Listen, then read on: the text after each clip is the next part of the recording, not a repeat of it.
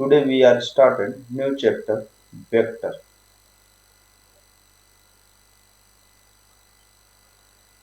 ठीक। अगर मैं वेक्टर की बात करूं, वेक्टर रूप में अगर हमारे पास जैसे क्या सी क्वांटिटी होती है, वेक्टर एक तरह से हमारे पास ऐसी क्वांटिटी है जिसमें मैग्नीट्यूड और डायरेक्शंस दोनों होते हैं। इस चैप्टर्स में हम उन क्वांटिटीज की डील करेंगे जिसमें मैग्नीट्यूड भी हो और पर्टिकुलर ऑफ डायरेक्शंस। तो वेक्टर को देखने से पहले हम एक न्यू क्वांटिटी जो हमारा हमेशा पढ़ते हुए आते हैं उस क्वांटिटी पे चलते हैं। वो हमारे पास कौन सी होती है? Scalar quantity. कौन सी क्वांटिटी? Scalar quantity. ठीक। तो हमारे पास है फिजिक्स की वो वाली ब्रांच जहां पे हम उस फिजिकल क्वांटिटीज की बात करते हैं जिसमें सिर्फ और सिर्फ क्या होना चाहिए? मैग्नीट्यूड होनी चाहिए और उस पर कोई भी ऐसा डायरेक्शन ऑफ फॉर्मेट नहीं है। जैसे अगर मैं ये कहूँ कि एक ऑब्जेक्ट है और उसका मास 4 kg। क्या है मेरे पास? एक ऑब्जेक्ट है, उसका मास 4 kg या 5 kg, कोई भी एक x y of z of kgs हो सकता है। तो मेरे पास कैसी क्वांटिटीज है? ये मेरे पास ये प्योर ऑफ मेरे पास कैसी क्वांटिटी है? स्केलर क्वांटिटी, जो मुझे ये बताता है कि किसी ऑफ ऑब्जेक्ट का मास 5 kg, लेकिन बट किस डायरेक्शन पे इस चीज का कोई भी उसमें इंफॉर्मेशन गिवन नहीं होता। ठीक है। तो अगर जब हम स्केलर क्वांटिटी की बात करेंगे तो हमारे पास इसमें आएगा मास, स्पीड, वर्क डन, ऐसी क्वांटिटीज आएंगी जो हमारे पास कैसी होंगी? स्केलर क्वांटिटी होंगी। तो स्केलर क्वांटिटी की एक फॉर्मेट ऑफ होता है। स्केलर क्वांटिटी को हम कैसे? नॉर्मल ऑफ अलजेब्रा का जो भी एडिशन सब्सट्रैक्शन, मल्टीप्लिकेशन और डिवीजन का जो भी फॉर्मेट है उस वाले फॉर्मेट से हम यूज करके इसको सॉल्व कर सकते हैं। ठीक है। अब उसके बाद अगर मैं बात करूं किसकी? वेक्टर की। किसकी हम बात करते चलते हैं? वेक्टर की। तो वो फिजिकल ऑफ क्वांटिटी जिसमें मैग्नीट्यूड के साथ साथ क्या होना चाहिए? मैग्नीट्यूड के साथ साथ मेरे पास उसमें क्या होना चाहिए? एक स्पेसिफाइड ऑफ डायरेक्शन होना चाहिए। क्या होना चाहिए? एक स्पेसिफाइड ऑफ डायरेक्शंस भी अगर दिख रहा है मुझे उसमें, तो कैसी क्वांटिटी है मेरे पास? वेक्टर क्वांटिटी, मैग्नीट्यूड और स्पेसिफाइड ऑफ डायरेक्शंस भी। बट अगर मैं स्केलर क्वांटिटी में बात करूं तो मुझे सिर्फ एक चीज मिलेगा, वो क्या होगी? मैग्नीट्यूड, ना कि डायरेक्शंस होगा। तो वेक्टर ऑफ क्वांटिटी में हमारे पास मैग्नीट्यूड भी मिलेगा और एक स्पेसिफाइड ऑफ डायरेक्शंस भी अगर मिल रहा है तो उसे हम कौन सी क्वांटिटी कहते हैं? वेक्टर ऑफ क्वांटिटी कहते हैं। जैसे मैं फॉर ऑफ एग्जांपल बात करूं, अगर मैं ये कहूं कि मैं किसी ऑफ ऑब्जेक्ट को 4 किलोमीटर पर आवर की स्पीड से चला रहा हूं, मैं इसमें कहीं पर भी किसी डायरेक्शन का अगर मेंशन नहीं कर रहा हूं, ये अभी तक मुझे कौन सी क्वांटिटी? स्केलर क्वांटिटी, क्योंकि इसमें सिर्फ और सिर्फ मैग्नीट्यूड है। मैं ये डायरेक्शंस नहीं बता रहा हूँ कि मैं 4 किलोमीटर पर आवर की जो डायरेक्शन है वो किस डायरेक्शन में जा रहा हूँ, ईस्ट जा रहा हूँ, वेस्ट जा रहा हूँ, नॉर्थ जा रहा हूँ या साउथ जा रहा हूँ, किसके रिस्पेक्ट में जा रहा हूँ। तो ये कौन सी क्वांटिटी है मेरे पास? Scalar quantity. बट अगर यही चीज मैं क्या कहूँ, एक ऑब्जेक्ट है जिसकी स्पीड कितनी है? 4 किलोमीटर पर आवर, बट वो कैसा है? Towards of towards north direction. किसकी डायरेक्शन पे है? नॉर्थ की डायरेक्शन पे है। तो ये हमें क्या रिप्रेजेंट करेगा? टूवर्ड्स ऑफ नॉर्थ अगर डायरेक्शन है 4 किलोमीटर पर आवर, ये हमारे पास मैग्नीट्यूड बता रहा है। और दूसरा टूवर्ड्स ऑफ नॉर्थ डायरेक्शन, ये जो है ये हमें ये बता रहा है कि इसमें पर्टिकुलर ऑफ डायरेक्शंस भी है। ये जो क्वांटिटी अब निकल के आएगी वो हमारे पास कौन सी क्वांटिटी होगी? Vector quantity. कौन सी क्वांटिटी होगी? Vector quantity. क्योंकि वेक्टर ऑफ क्वांटिटी में हमने ये पढ़ा कि हमें क्या दिखेगा? मैग्नीट्यूड के साथ साथ वो पर्टिकुलर ऑफ डायरेक्शंस भी दिखेगी। तो मुझे ये चीज स्पेसिफाई किया गया है कि एक ऑब्जेक्ट है जो 4 किलोमीटर की स्पीड से एक पर्टिकुलर ऑफ डायरेक्शंस पे जा रहा है, तो मुझे कैसा है हमारे पास? वेक्टर। अगर मैं इसी वेक्टर ऑफ क्वांटिटीज के एक आध और फॉर्मेट की बात करूं, तो आपको अच्छे से बचपन में याद रहा होगा कि हम एक चीज पढ़ते थे, वो क्या होता था? Force is equal to mass into acceleration. तो हमारे पास यहाँ एक्सेलरेशन भी कैसी क्वांटिटी है? Vector quantity. कौन सी क्वांटिटी है? Vector quantity. ठीक है। अब यहाँ पर फोर्स भी आता है, तो ये एक हमारे पास कैसा वेक्टर क्वांटिटी, क्योंकि हम ये सभी में स्पेसिफाई करते हैं कि इनकी डायरेक्शंस किस साइड हो। अब बात आती है इसके बाद कि हम वेक्टर ऑफ क्वांटिटी का रिप्रेजेंटेशंस को कैसे करते हैं। इस चीज को अगर मैं देखूं, तो जैसे अगर मैं ये कहता हूं कि कोई एक ऑफ क्वांटिटी है, ए मैं लेता हूं, तो ए अगर मैं ये सिंपल ऑफ वे में लिखता हूं, तो ये सिर्फ और सिर्फ किस चीज को रिप्रेजेंट कर रहा है, मैग्नीट्यूड को रिप्रेजेंट कर रहा है। बट अगर इसके ऊपर एक मैं एरो लेके इस तरह से दिखा दूं, तो ये बताता है कि ये कौन सी क्वांटिटी है, वेक्टर क्वांटिटी। अगर कोई वो वेक्टर क्वांटिटी है और उसके ऊपर एक स्ट्रेट ऑफ एरो आ जाए, तो वो हमारे पास कैसी क्वांटिटी को रिप्रेजेंट करेगा, वेक्टर क्वांटिटी को। ठीक है, कोई भी ऑफ क्वांटिटी में जो ये लेटर ऑफ रहता है, वो किस चीज को बताता है, उसके मैग्नीट्यूड को दिखाएगा। किस चीज को बताएगा, मैग्नीट्यूड की बात करेगा।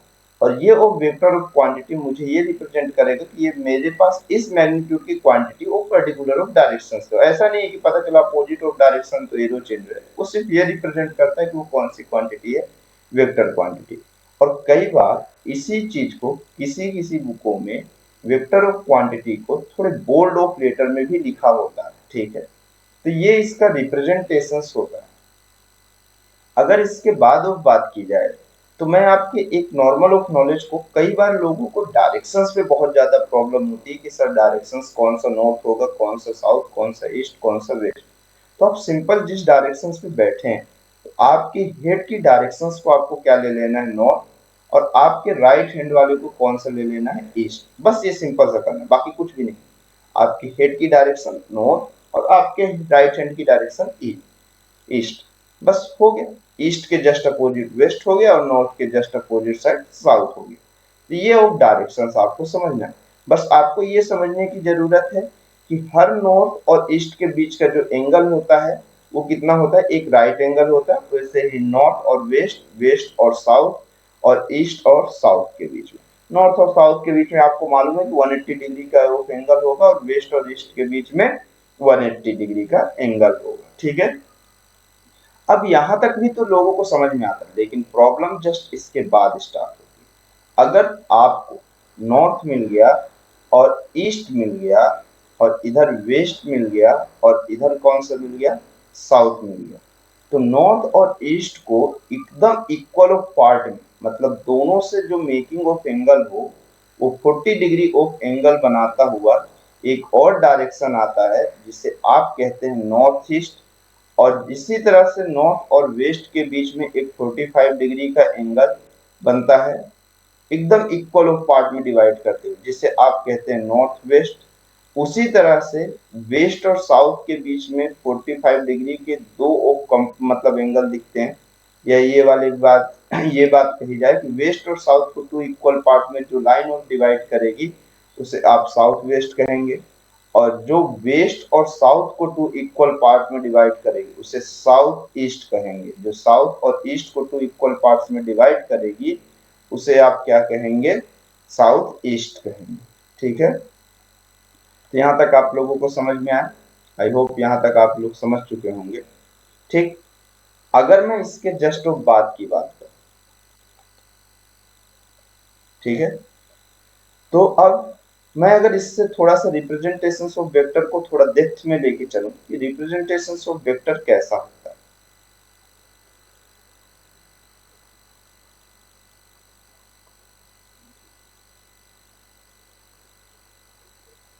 रिप्रेजेंटेशन ऑफ वेक्टर की बात करें, तो अगर मैं रिप्रेजेंटेशन ऑफ वेक्टर की बात करूं, ठीक, मैं सिंपल से ये कहता हूं कि हम वेक्टर को कैसे रिप्रेजेंट करते हैं। जैसे मैं अगर एक लाइन ऑफ को ड्रॉ करूं, तो इस लाइन में एक ऑफ इंड होगा टेल और एक इंड होगा हेड। अब ये लाइन अगर इस तरह से मैं रिप्रेजेंट किया, एक स्ट्रेट ऑफ लाइन, तो जिस डायरेक्शन पे ये जा रहा है, उस डायरेक्शन पे एक एरो लगा देते हैं। ये एरो को हम क्या कहेंगे, इस वेक्टर ऑफ का या इस एरो का हेड कहेंगे। और जो पीछे साइड ऑफ इंड आएगा, वो कौन सा कहलाएगा, मुझे टेल कहलाएगा। इसका जो लेंथ होगा, क्या होगा, जो इसका लेंथ होगा, वो मुझे क्या रिप्रेजेंट करेगा, इसका मैग्नीट्यूड रिप्रेजेंट करेगा। क्या रिप्रेजेंट करेगा, मैग्नीट्यूड रिप्रेजेंट करेगा। ठीक है, तो टेल एंड से लेके जो एरो ऑफ हेड एंड तक जाए, इस डायरेक्शन में हम इसे कैसे एक वेक्टर ऑफ क्वांटिटी रिप्रेजेंट करते हैं। अब अगर मैं ये कहूं कि जैसे एक एरो में ड्रॉ किया, तो एरो के जो लास्ट एंड होगा उसे हम टेल, और जिस साइड ऑफ मेरे पास एरो की डायरेक्शंस बनी होगी उसे हम कौन सा एंड कहेंगे, हेड एंड कहेंगे। ठीक है, अब जैसे अगर मेरे पास ये चीज दिखने को आया कि एक ऑब्जेक्ट ऑफ है, एजम्पशंस मैं कहता हूं कि एक ऑब्जेक्ट ऑफ है जो कि मेरे पास किस स्पीड से 5 किलोमीटर पर आवर की स्पीड से साउथ ईस्ट की डायरेक्शन में चला जा रहा है। मैं ये कह रहा हूं कि एक ऑब्जेक्ट है जो 5 किलोमीटर पर आवर की स्पीड से साउथ ईस्ट की डायरेक्शन पे चल रहा है। ये मेरे पास एक वेक्टर क्वांटिटी है। तो अगर मैं इसे रिप्रेजेंट करूं इस मैप में, तो ये किस तरह से रिप्रेजेंट होगा, ये नॉर्थ हो गया और ये ईस्ट हो गया, तो ये साउथ हो गया। तो साउथ ईस्ट मतलब साउथ और ईस्ट को टू इक्वल पार्ट्स में डिवाइड करते हुए एक लाइन आपको ड्रॉ करनी है और उस पे एरो देना है, क्योंकि साउथ ऑफ ईस्ट यहाँ पीछे से लेके हर एक पोर्शंस पे इसी डायरेक्शन पे जाता हुआ दिखेगा, और इसको जस्ट अपोजिट कर देंगे तो नॉर्थ वेस्ट दिख जाएगा, इसके जस्ट अपोजिट साइड आपको नॉर्थ वेस्ट दिखेगा। ठीक है, तो साउथ ईस्ट यहां से भी अगर मैं ऐसे बात करूं, तो इधर से जो भी लाइंस ऑफ इस साइड जाएगी वो सभी साउथ ईस्ट होगी, जो कि किस स्पीड से चल रही होगी, 5 किलोमीटर पर आवर की स्पीड से चल रही होगी। इसकी लाइन की जो लेंथ होगी वो उसकी मैग्नीट्यूड को रिप्रेजेंट करेगी। अब बात क्वेश्चंस पे कई बार कैसे आती है, मान के चलिए मैं साउथ पोल में हूँ और नॉर्थ पोल की डायरेक्शन में फेस किया हूँ, जैसे मैं ये कह रहा हूँ मैं यहीं पर ही क्यों ना प्रेजेंट, यहां से अगर मैं इस डायरेक्शन पे जा रहा हूं तो मैं नॉर्थ की डायरेक्शन पे जा रहा हूं, और हो सकता है नॉर्थ पोल से मैं इधर खड़े होकर इस साइड मूव करूं तो मैं साउथ की डायरेक्शन पे जा रहा हूं। वो मेरा डायरेक्शन ऐसा नहीं है कि मैं खड़ा कहां हूं, मेरा वो डायरेक्शन ये बताता है कि मैं किस डायरेक्शन पे जा रहा हूं, मतलब मेरा फेस जिस साइड है मेरी वही डायरेक्शन है। आ रही बात समझ में? ठीक, अब अगर मैं ये कहूं कि मेरे पास जैसे एक वेक्टर ऑफ हो, या फिर मैं इस पॉइंट को ए कंसीडर कर लूं और ये पॉइंट ऑफ बी है, तो ए बी जो वेक्टर की वैल्यू होगी उसे हम क्या रिप्रेजेंट करेंगे, 5 kilometre per hour towards of कैसा, south east.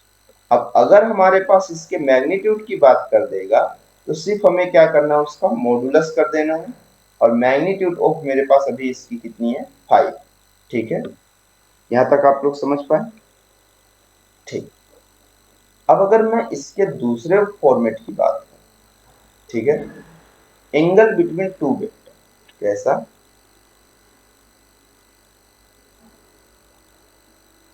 Angle between two vectors. इस चीज को आप थोड़ा गौर से देखिएगा, क्योंकि कई लोगों को कंफ्यूजन देता है एंगल मेजरमेंट पैरेललोग्राम ऑफ लोग। ठीक है, अगर मैं ये सिंपल सी बात करूं कि मेरे पास एक वेक्टर है ए वेक्टर, दूसरा वेक्टर है बी वेक्टर, ये दोनों मेरे पास किसी ऑफ एंगल पे प्रेजेंट है, ये हुआ थीटा, तो अभी तो मैं बिल्कुल थीटा लिख सकता हूं। ठीक है, लेकिन जबकि केसेस में मेरे पास एक वेक्टर ऑफ ए वेक्टर हो और दूसरा वेक्टर ऑफ मेरे पास कौन सा हो, बी वेक्टर। अब इस वाली केसेस में ये दोनों के बीच का जो एंगल है ये थीटा, ये ओरिजिनल ऑफ एंगल दोनों वेक्टर के बीच का है ही नहीं। तो आप ये समझिए ऐसा क्यों है कि ये दोनों ऑफ मेरे पास ये जो एंगल थीटा है ये दोनों वेक्टर के बीच का ओरिजिनल एंगल नहीं है।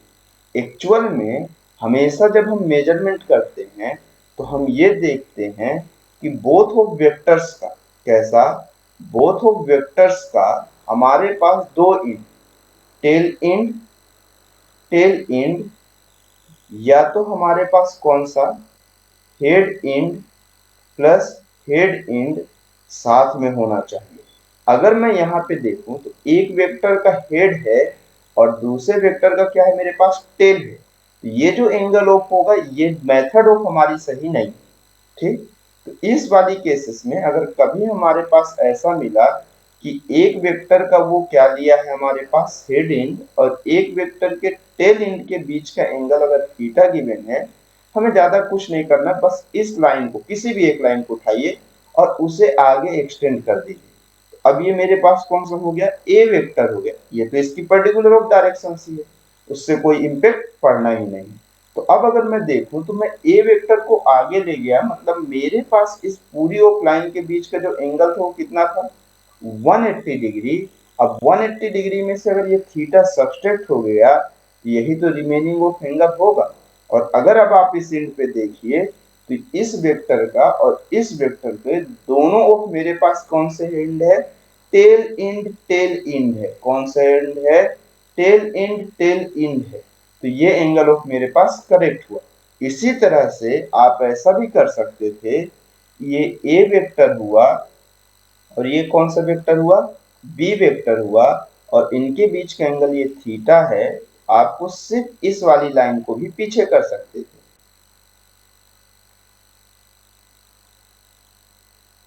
ठीक, ये लाइन ऑफ स्ट्रेट जाती और ये पॉइंट ऑफ मेरे पास यहाँ पर मैच होता बी वेक्टर।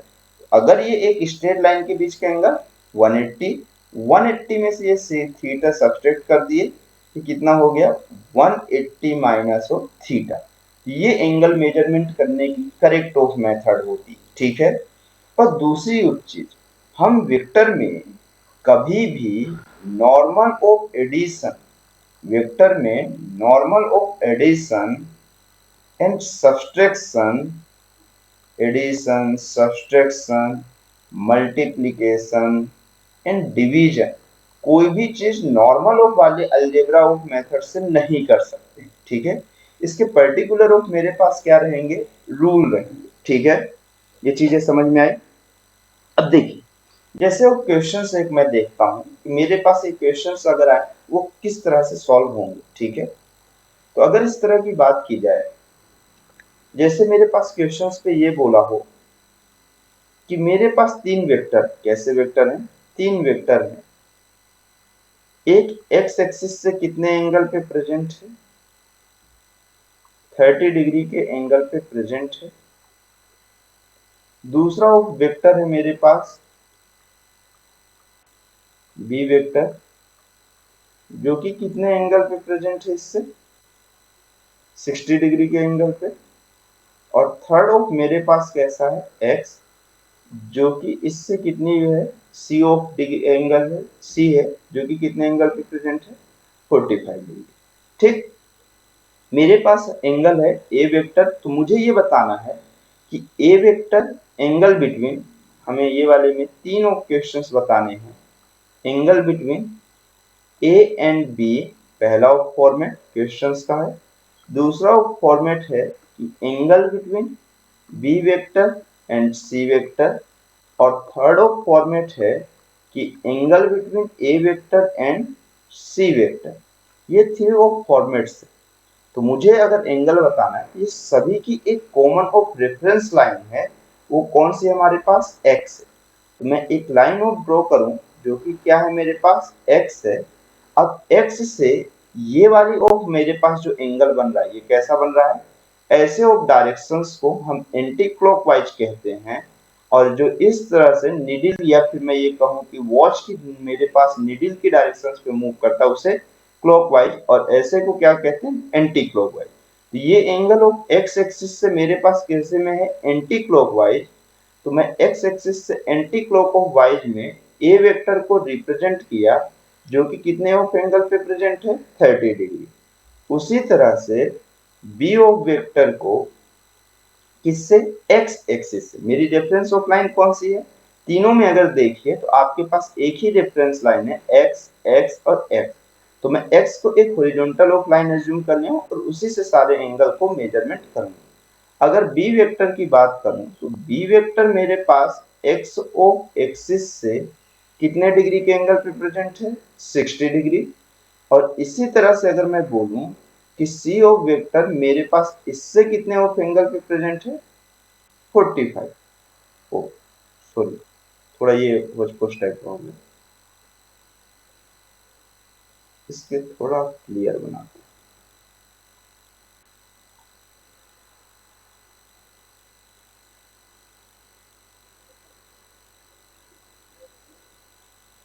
ठीक, ठीक, मैं एक रेफरेंस ऑफ लाइन ले लिया, ये मेरे पास रेफरेंस लाइन एक्स है। ये एक्स ऑफ एक्सिस से एक वेक्टर है ए वेक्टर, जो कि कितने एंगल पे प्रेजेंट है, 30 डिग्री पे।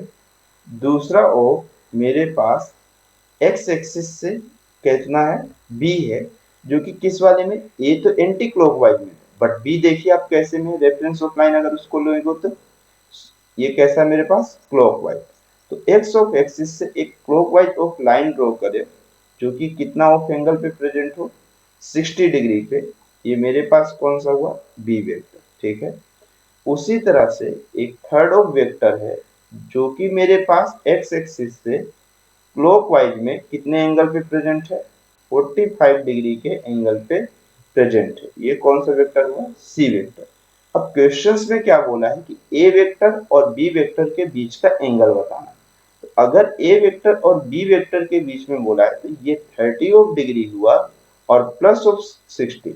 तो 30 और प्लस ऑफ 60 आपको angle between A and B मिलेगा।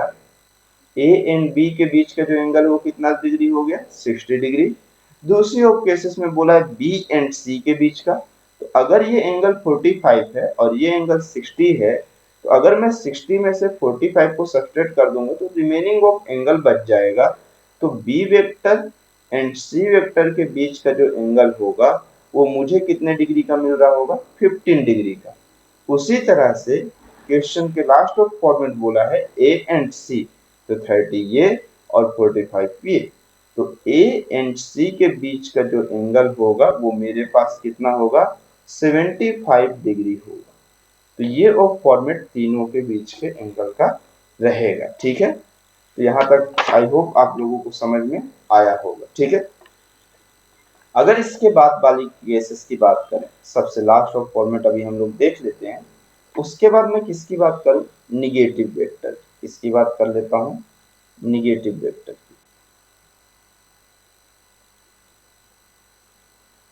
निगेटिव वेक्टर ये approximation of same to same, जैसे अगर मैं एक वेक्टर बोल रहा हूं ए वेक्टर, तो ये अगर इस डायरेक्शन पे जा रहा है तो इसका negative of vector equilateral of same magnitude का, बट डायरेक्शंस कैसा रहेगा उसका, अपोजिट हो। अगर कोई ऑफ दो वेक्टर क्वांटिटी जिनका मैग्नीट्यूड सेम हो बट डायरेक्शंस ऑफ अपोजिट हो, तो उसे हम कौन सा वेक्टर कहते हैं, negative vector of represented quantity कहते हैं। जैसे अगर मैं जैसे ये कहूं कि मैं 30 डिग्री, अगर मैं ये कह रहा हूं कि ऐसे ऑफ वाले केसेस में अगर ये कहूं कि 3 किलोमीटर पर आवर की स्पीड से मैं किस में जा रहा हूं, नॉर्थ की डायरेक्शन पे जा रहा हूं, ठीक है। ये नॉर्थ की डायरेक्शन हो गई। और इसी क्वेश्चन पे मैं ये कह दूं कि सेम ऑफ स्पीड से मैं किस डायरेक्शन में जा रहा हूं, साउथ की डायरेक्शन पे अगर जा रहा हूं, तो मेरे पास ये दोनों का मैग्नीट्यूड सेम है बट डायरेक्शन आप देखिए, एक ऊपर है और एक जस्ट ऑफ कैसा है, अपोजिट है। ये कौन सा वेक्टर होगा मेरे पास, निगेटिव वेक्टर। और दो निगेटिव ऑफ वेक्टर्स के बीच में मैग्नीट्यूड सेम होता है बट डायरेक्शंस कैसे होते हैं, अपोजिट होते हैं, तो उनके बीच का जो एंगल बनता है वो कितने डिग्री का होता है, 180 डिग्री का होता है। कितने डिग्री का होता है, 180 डिग्री का होता है। थैंक्स। इसको फिर हम लोग आगे अब कंटिन्यू करेंगे कल नेक्स्ट ऑफ लेक्चर में। ठीक, ओके बाय।